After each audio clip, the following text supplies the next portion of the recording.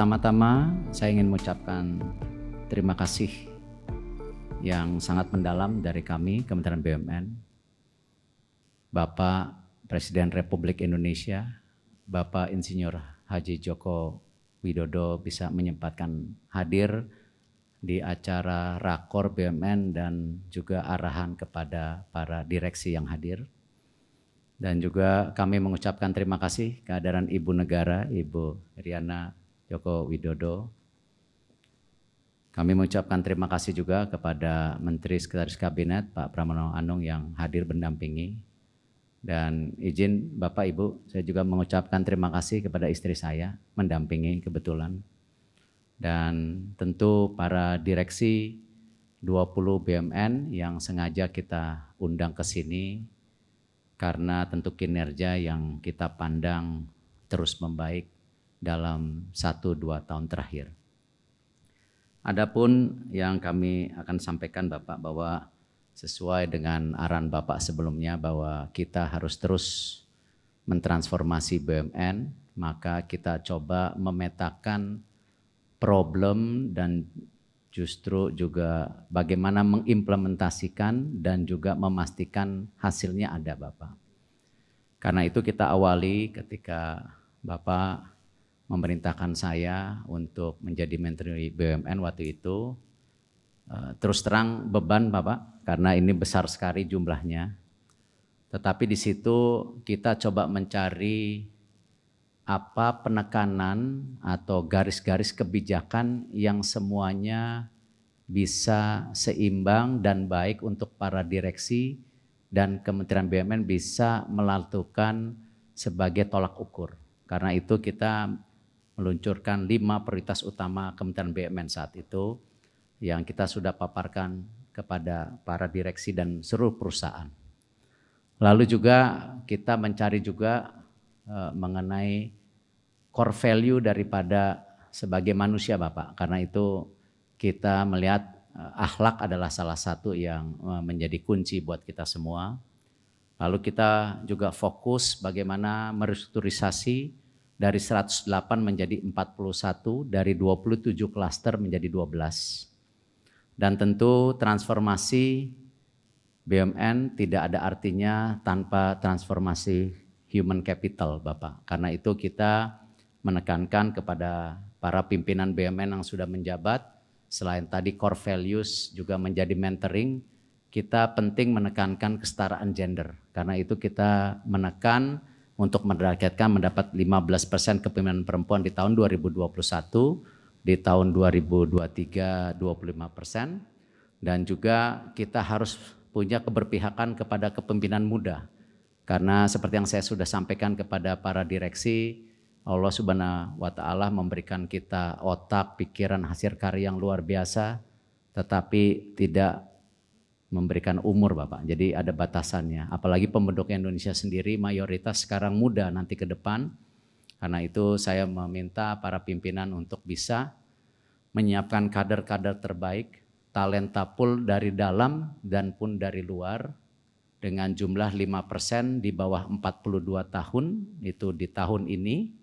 Dan tahun 2023 10%, dan tentu bagaimana juga tolak ukur yang jelas makin banyaknya perusahaan BUMN yang masuk menjadi global company, hari ini baru 5. Lalu kita juga Bapak untuk 5 fondasi, ini ada slide-nya Bapak, mungkin saya bisa paparkan, bahwa nomor 1 memetakan nilai ekonomi dan sosial untuk Indonesia jadi Bapak, seperti misalnya memang BRI itu korporasi Bapak, tapi tidak bisa meninggalkan daripada pertumbuhan usahanya bagaimana kalau bisa membangun UMKM sebagai lokomotifnya. Nah ini yang kita lakukan dan sama juga Bapak restrukturisasi model bisnis supaya kita fokus ke core-nya tapi bisa terus menjadi excellence dan bersaing. Seperti yang kita lakukan sekarang contoh di rumah sakit yang tadinya tersebar di bawah PTPN, Pertamina, Pelindo, sekarang menjadi satu grup rumah sakit sendiri yang jumlahnya 70, bahkan menjadi rumah sakit terbesar di Indonesia dalam segi jumlah tempat tidur yang tadinya rugi menjadi untung, Bahkan kita sudah mendapatkan penghargaan dari Asia menjadi the best hospital dan juga pelayanan COVID terbaik waktu itu Bapak. Karena itu kita tingkatkan lagi untuk bekerja sama dengan Rumah Sakit Internasional Mayo Clinic supaya kita naik kelas dan juga bisa membalance daripada 600.000 bangsa Indonesia yang masih berobat ke luar negeri. Nah, tentu hal-hal lain bagaimana refocusing kepada model bisnis ini menjadi kunci. Pengembangan digital tidak kalah pentingnya karena memang disrupsi ini terjadi Bapak. Karena itu bagaimana kita mendorong yang kemarin saya sampaikan Bapak 5G mining, apa juga Telkom sekarang harus menjadi data center, tidak hanya bisnis telco lagi. Dan saya menekankan kepada direksi R&D-nya dibalikan kepada universitas Bapak. Jangan kita yang menjadi R&D. Kita hanya mengkorporisasikan hasil daripada riset daripada anak-anak bangsa. Lalu peningkatan investasi ini tidak lain Bapak untuk menjaga bagaimana BUMN ini selama ini gray area-nya terlalu sulit untuk dikendalikan antara penugasan dan aksi korporasi. Karena itu kita menekankan bisnis proses di sini Bapak. Bisnis proses menjadi kunci dan insya Allah kalau bisnis prosesnya baik, investasinya meningkat. Yang terakhir tentu SDM berkualitas harus menjadi bagian daripada transformasi ini. Lalu kita juga bisa lihat Bapak ini akhlak bahwa ini artinya ada amanah Bapak yang selalu Bapak ajarkan kepada kita semua. Tetapi amanah saja tidak cukup kalau nggak kompeten Bapak. Jadi ini yang penting. Kemarin kita bercanda Bapak sama Pak Gubernur, katanya Pak Gubernur ada 2 tipe manusia yang paling dia benci, Pak Victor Laskodat Pak. 1 pinter tapi rakus katanya. Yang kedua ya bodoh tapi rajin. Loh saya bilang kenapa Pak Gub? Wah bodoh rajin-rajin semua yang dikerjain salah juga. Jadi percuma betulinnya capek kata dia. Jadi ini kompeten juga artinya penting Bapak. Dan tentu harmonis Bapak. Kita dalam melakukan transformasi tentu kita tidak mau gaduh tapi harmonis itu penting. Tapi ketegasan harus menjadi hal yang ini. Loyal penting Bapak. Tidak loyal kepada diri sendiri tetapi loyal kepada Indonesia dan tentu kesejahteraan daripada rakyat Indonesia. Dan tentu pasti ada reward atau hadiah buat kita secara pribadi apakah bonus ataupun gaji.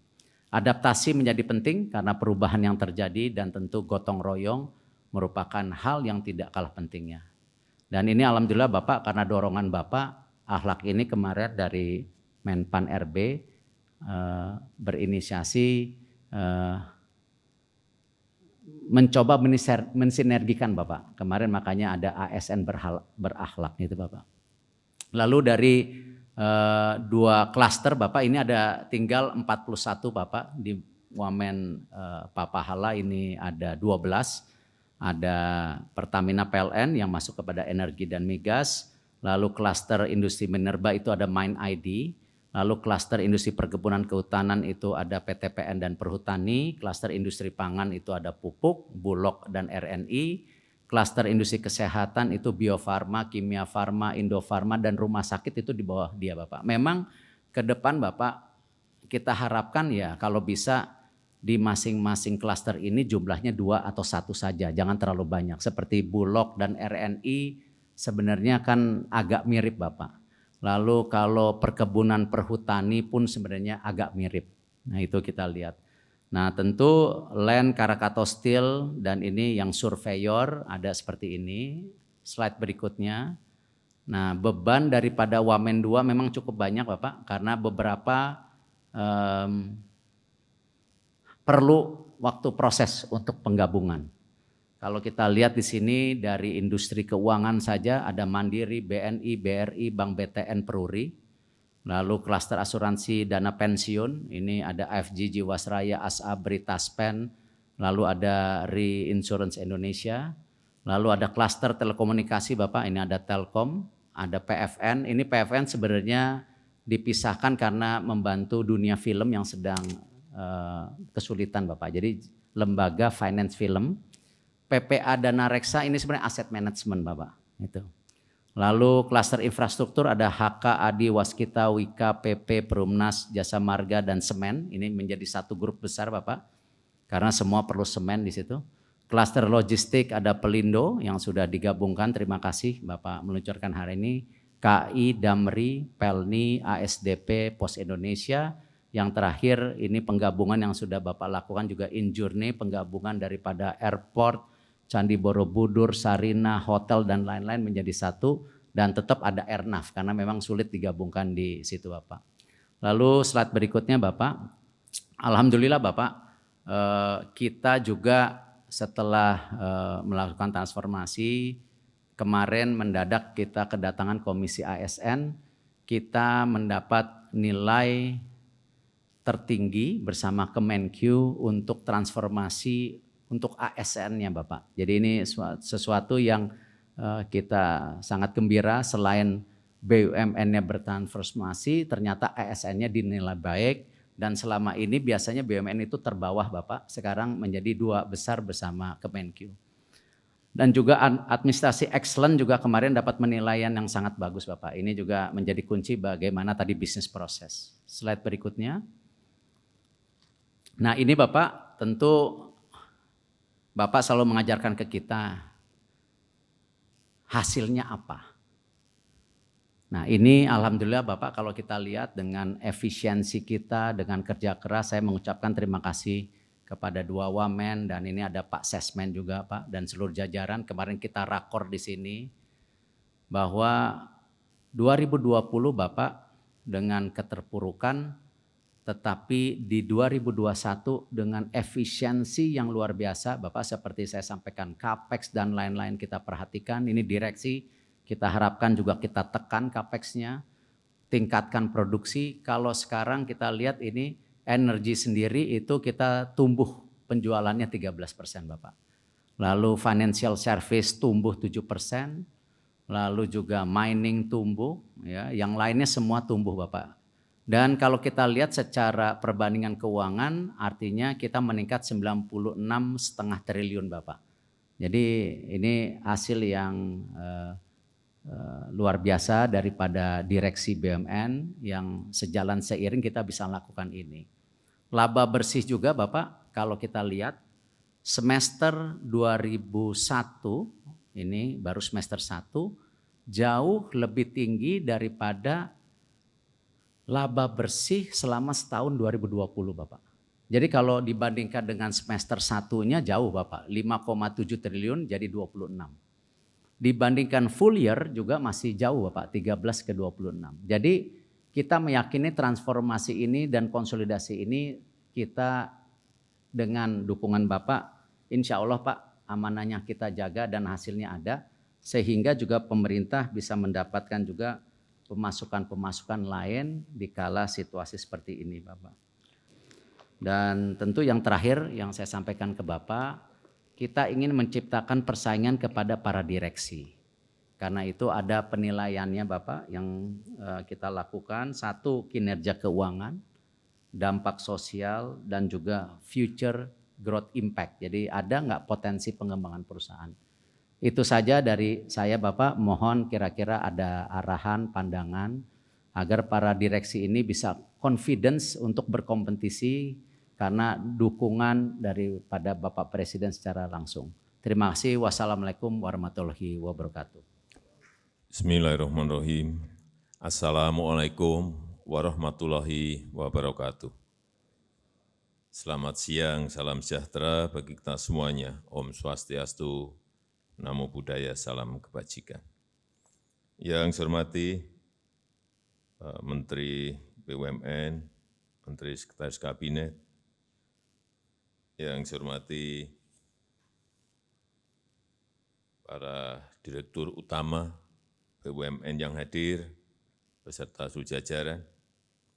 Yang saya hormati, saya lupa Pak Wakil Menteri BUMN, hadir Pak Tiko, Pak Pahala, Bapak Ibu sekalian yang saya hormati.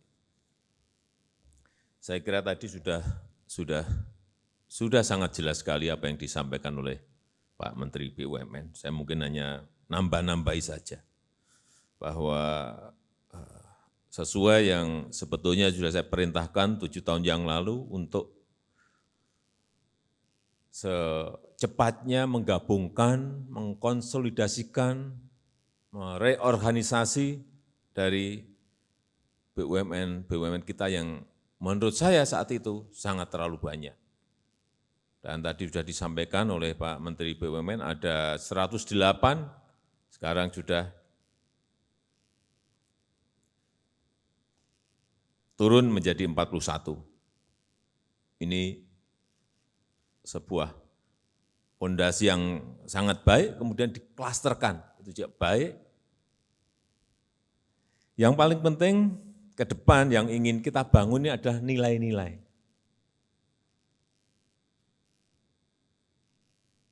Core value yang ingin kita bangun itu. Sehingga yang namanya pemilihan, Bapak Ibu adalah orang-orang yang sudah sangat terpilih, kita seleksi. Jadi jangan sampai ada yang tidak pede, itu yang saya ingin sampaikan. Ini sekali lagi perlu saya sampaikan dan sebetulnya dulu sudah saya sampaikan.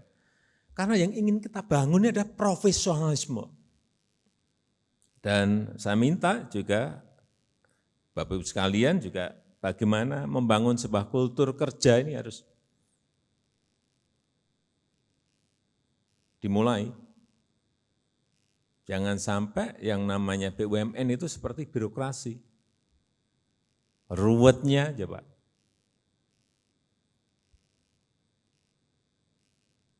Bapak Ibu bisa membayangkan, mau izin yang namanya pembangkit listrik itu 259 izin.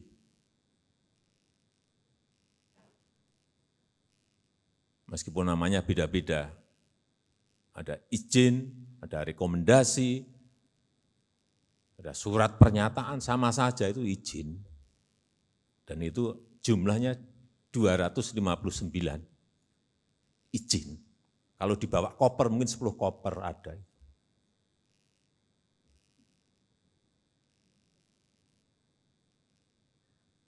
Dan waktu yang diperlukan bisa mencari izin itu bisa 3 tahun, 4 tahun, 5 tahun, 6 tahun, 7 tahun. Ada yang 7 tahun ngadu ke saya. Nah, seperti ini yang harus dipangkas. Enggak boleh misalnya di PLN sampai bertele-tele seperti itu. Enggak bisa lagi. Nah, siapa yang mau invest kalau berbelit-belit seperti itu? Sudah di kementeriannya berbelit-belit, di daerahnya berbelit, masuk ke BUMN-nya berbelit-belit lagi. Lari semua.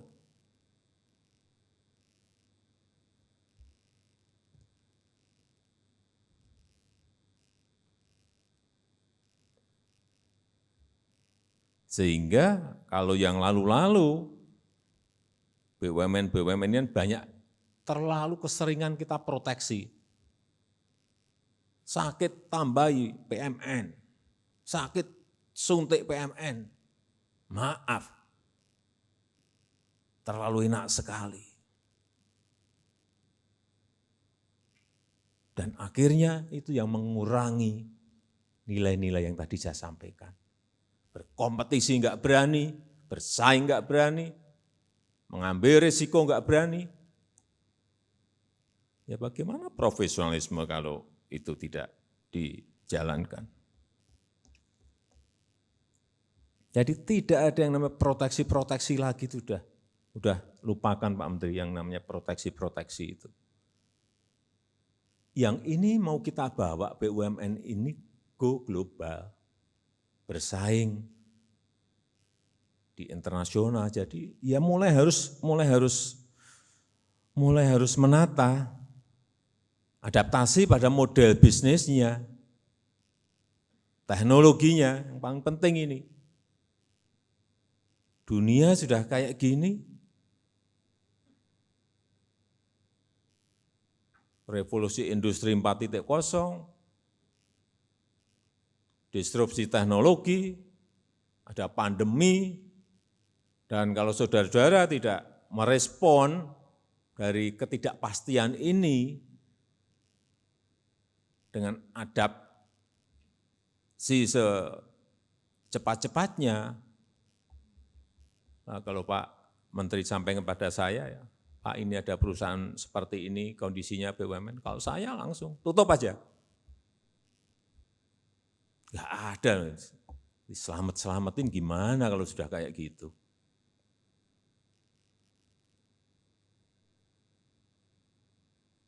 Dan Bapak Ibu semuanya, sekali lagi, ini sudah terpilih, terseleksi, pintar-pintar. Saya enggak ingin ngajari yang namanya manajemen, Bapak Ibu jauh lebih jago.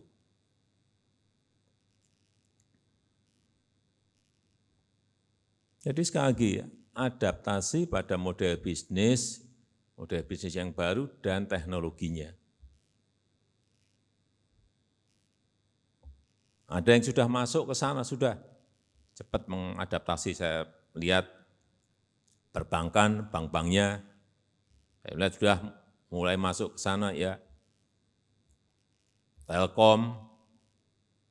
Telkomsel, ya sudah saya lihat. Tapi yang lain belum. Maaf, yang infrastruktur, BUMN infrastruktur, BUMN transportasi, belum.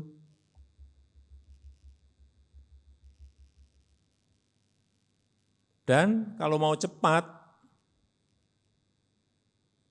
kita beradaptasi itu. Cara yang paling cepat adalah berpartner. Perusahaan global mana yang paling baik, ajak. Pasti mau dengan kita itu udah. Kita sudah dinilai prospek ke depan 10-20 tahun yang akan datang nih, kita akan menjadi ekonomi 4 besar dunia kok. Siapa yang enggak mau?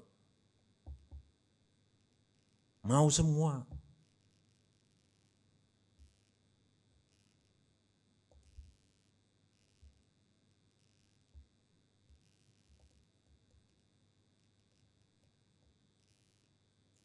Jadi sekali lagi, tadi sudah disampaikan oleh Pak Menteri,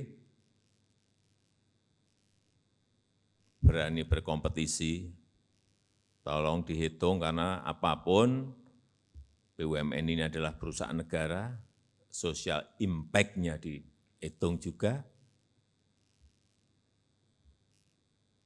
Dan yang paling penting, review terus keekonomiannya, berhitung, kalkulasi,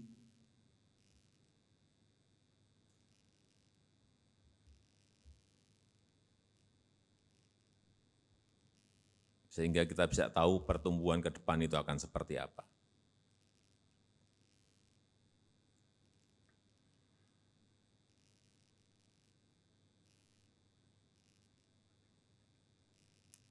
Jangan sampai lagi karena urusan penugasan pemerintah, saya bisa memberikan penugasan, ini penugasan bangun jalan tol, tapi ya dihitung dong. Ada kalkulasinya. Dan diberitahu kalau Pak ini IRR-nya, internal rate of return-nya sekian. Berarti kami memerlukan suntikan dari APBN sekian. Jangan kalau pas dapat penugasan rebutan, tidak ada kalkulasi karena penugasan, kemudian ngambil pinjaman jangka pendek, padahal infrastruktur itu untuk jangka panjang, udah nggak ketemu. Itu tugas saudara-saudara untuk ngitung kalau ada penugasan itu. Kalau nggak logis, bagaimana dibuat logis tapi dengan kalkulasi. Ini yang kultur yang dulu-dulu tinggalkanlah, udah tinggal.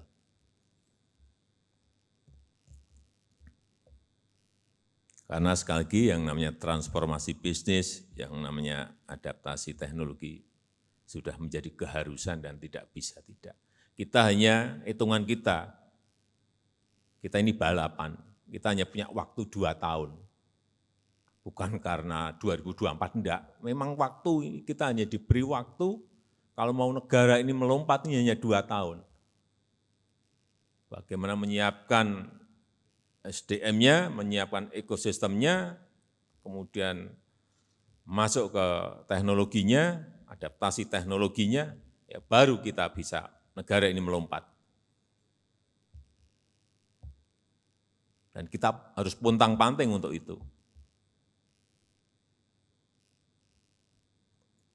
Mana yang perlu disuntik, mana yang perlu diinjeksi agar ini bisa melompat, cepat beradaptasi, yaitu tugas dari kita semua seperti itu. Jadi sama, untuk BUMN yang berkaitan dengan pangan, yang berkaitan dengan kesehatan, yang berkaitan dengan energi, ya kalau mau cepat ya berpartner, cari partner. Pangan misalnya, gula. 7 tahun yang lalu saya datang ke pabrik gula. Mesinnya kayak gitu gimana suruh memiliki rendemen yang tinggi? Enggak mungkin. Saya sudah perintah ganti mesinnya. Ngetes saya satu pun enggak. Bisa ini saya kejar. Kalau caranya seperti itu diulang-ulang.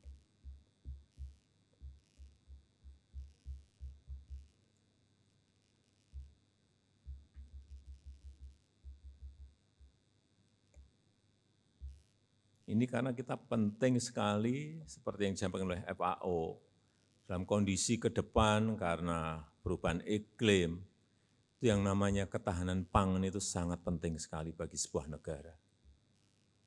Dan sudah diprediksi akan terjadi krisis pangan. Ini kesempatan kita. Tanah masih luas sekali, masih gede sekali, tapi yang merancang jangan kecil-kecilan. BUMN masa buat hanya kecil-kecilan, kecil-kecilan pun enggak jadi lagi. Buat yang gede sekalian, berpartner. Saya pernah sampaikan kan, dulu saya 7 tahun yang lalu, saya datang ke Merauke. Itulah hanya hamparan datar sekali, airnya melimpah. Kalau digabung, Merauke, Mapi, Bovendigul itu ada 4,2 juta hektar. Tapi enggak mungkin, BUMN kita ini sendirian kesan enggak mungkin. Pertama memerlukan modal yang sangat besar, yang kedua memerlukan teknologi, itu yang kita belum memiliki kemampuan ke sana. Sehingga sekali lagi cari partner. Banyak sebetulnya, tapi kita sendiri enggak pernah merespon sih. Kita udah bukain pintu, enggak ada respon apa-apa, ya gimana saya kadang-kadang sering malu terus aja saya. Udah bukain pintu, tapi enggak ada respon ke sana. Itu investasi memang ribuan triliun, tapi kalau kita mau gede ya memang harus berpikiran gede. Kita mau gede, pikiran mimpinya kecil, ya gimana mau jadi gede. Itu baru satu lokasi, belum lokasi-lokasi yang banyak sekali kita itu. Yang memungkinkan kita untuk buat food estate apapun lah, entah itu untuk beras, untuk jagung dan lain-lainnya. Banyak sekali, singkong banyak sekali. Tapi yaitu, jangan orientasinya proyek, dihitung, dikalkulasi.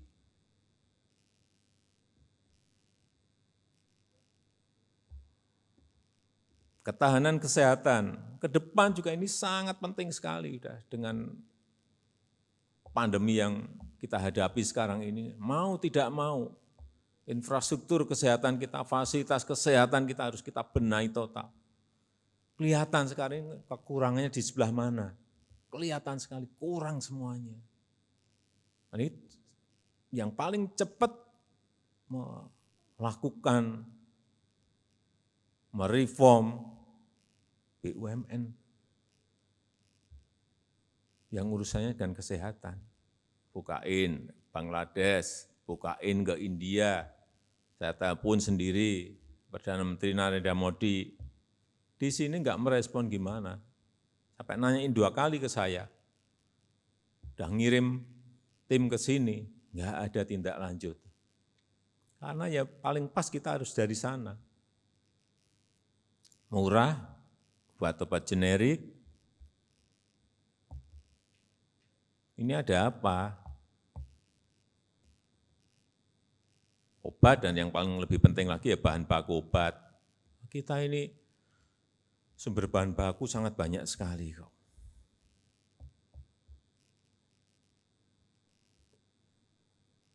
Kemudian energi juga sama. Semua memang sekarang ini harus berpartner kalau kita ingin cepat besar dan cepat berubah ke arah yang lebih baik. Semuanya harus memiliki visi global, karena kita ingin BUMN betul-betul bisa menarik sebagai lokomotif untuk membawa yang kecil-kecil, yang menengah itu untuk masuk ke, menjelajah ke negara-negara lain. Saya rasa itu yang bisa saya sampaikan pada kesempatan yang baik ini, karena semuanya saya kira sudah tadi disampaikan oleh Menteri BUMN, dan saya ingin melihat betul-betul dalam waktu setahun 2 tahun ini ada sebuah perubahan-perubahan yang fundamental, yang menyebabkan daya saing kita, competitiveness kita, betul-betul bisa naik levelnya. Dan tadi saya senang Pelindo 1, Pelindo 2, Pelindo 3, Pelindo 4 sudah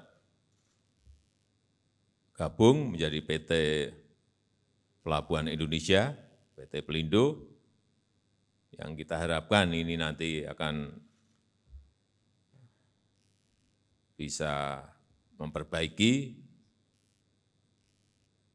biaya logistik kita, bisa memperbaiki konektivitas antar pulau yang kita miliki, banyak 17.000 pulau, sehingga pelayanan pada masyarakat di seluruh pulau menjadi lebih baik. Tetapi yang paling penting, dengan bergabungnya ini menjadi sebuah kekuatan besar. Dan kalau berpartner dengan perusahaan luar yang memiliki networking, memiliki jaringan yang kuat ke seluruh negara, ini akan menjadi sebuah kekuatan besar yang sebetulnya juga 6 tahun yang lalu sudah kita mulai, tapi enggak pernah gabung-gabung. Udahlah kalau transisinya virtual holding dulu dilakukan, tapi juga tidak ketemu-ketemu, tapi alhamdulillah tadi sudah beres semuanya, dan hal-hal seperti itu yang saya harus sampaikan apresiasi yang setinggi-tingginya. Saya tutup, terima kasih. Wassalamualaikum warahmatullahi wabarakatuh.